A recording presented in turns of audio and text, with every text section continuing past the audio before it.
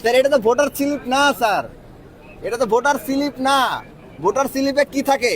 Voter স্লিপে শুধুমাত্র voter ID থাকবে, ভোটার ইনফরমেশন থাকবে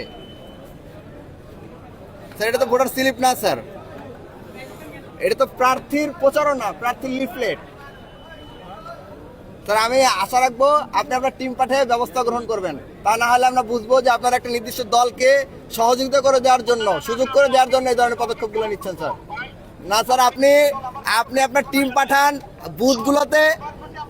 না না স্যার, বুথগুলোতে আপনি আপনার টিম পাঠান, বুথগুলোতে আপনি আপনার টিম পাঠান, টিম পাঠিয়ে দেখেন এখানে কি করা হচ্ছে। এটা আপনি ভুল ব্যাখ্যা করছেন।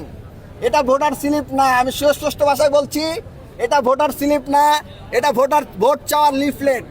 আপনি চাইলে দেখতে পাবেন ছবি সহ ব্যালট নাম্বার সহ লিফলেট দেওয়া হচ্ছে। এখানে ভোটার স্লিপ না, ভোটার স্লিপে ভোটারের ইনফরমেশন থাকবে, প্রার্থীর ইনফরমেশন না। এটা কোনোভাবে ভোটার স্লিপ না স্যার। তাহলে তো প্রচার না তো আপনি 24 ঘন্টা আগে বন্ধ করার কথা ছিল না, তাহলে তো সবাই লিফলেট বিতরণ করতে পারতো গতকালকে আজকেও। স্যার এটা আচরণবিধির সুস্পষ্ট লঙ্ঘন হচ্ছে স্যার।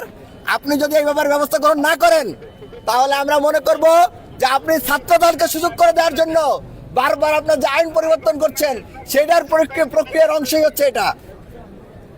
স্যার আমি আশা রাখবো আপনি আপনার টিম পাঠিয়ে এ ব্যাপারে ব্যবস্থা গ্রহণ করবেন।